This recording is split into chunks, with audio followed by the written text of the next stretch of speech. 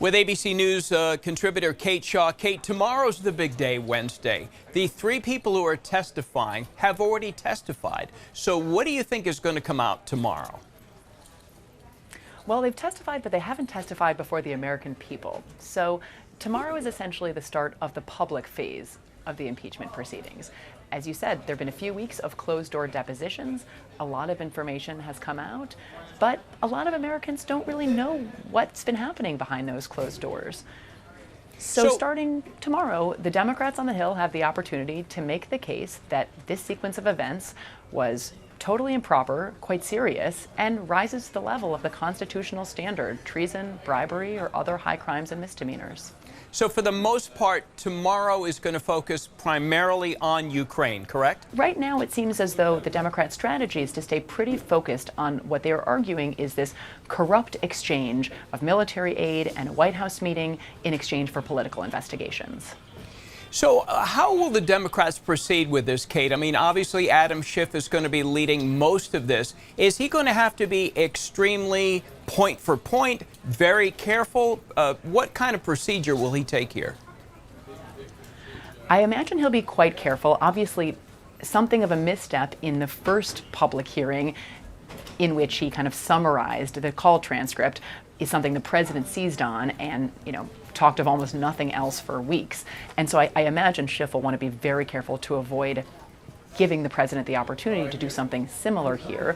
So I think he'll stay very focused on getting these career officials to tell the stories that they've been telling behind closed doors.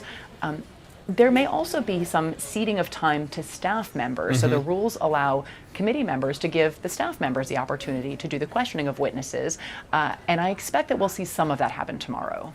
So let me ask you this. We obviously have had three people testify already. We've heard some things that may have gone on in their testimony. Now that it's going to come out in front of the American people, do you think there's anything that maybe we haven't heard that would cause down the road 20 Republican senators to have to flip in order to convict him in the Senate? It's so hard to know at this point. I think that these proceedings can take on a life of their own. So I imagine that the Democrats are just going to sort of try to get everything said behind closed doors, kind of to be said in the most kind of striking way possible and to try to make a story that is intelligible. But, in midway through the Senate Watergate hearings, as a White House aide revealed the existence of the Oval Office recording system, and that changed the course of history.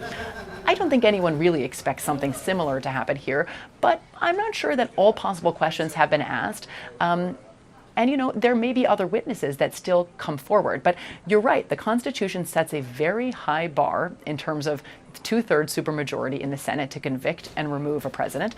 It's never happened, right, in our history.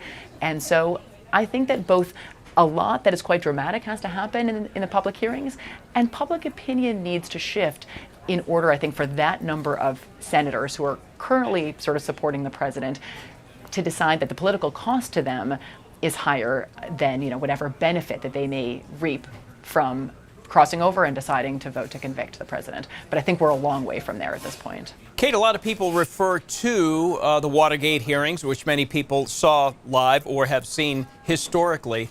Do you see that this could potentially be something like that? People come home from work every day, first thing they turn on, or they're watching it all day. Do you sense it might be like that? It certainly was the case in Watergate. A lot of people took the day off work and just spent all day watching these hearings. We live in a very different media environment, so I do think that a lot of people will get kind of pre-digested 2- and 3-minute kind of bites from the day's hearings. But I think a lot of people will seek out more information. And you would hope that there's an engaged public, sort of whatever the conclusion that they reach might be. But I think that the people will be learning about these hearings in a range of different ways. It's just a question, I think, of how filtered kind of that information will be. Yeah, true. Very different time we live in now with instant media, instant news and all that. Kate Shaw, ABC News political contributor. Kate, thank you for your time today. Thank you for having me.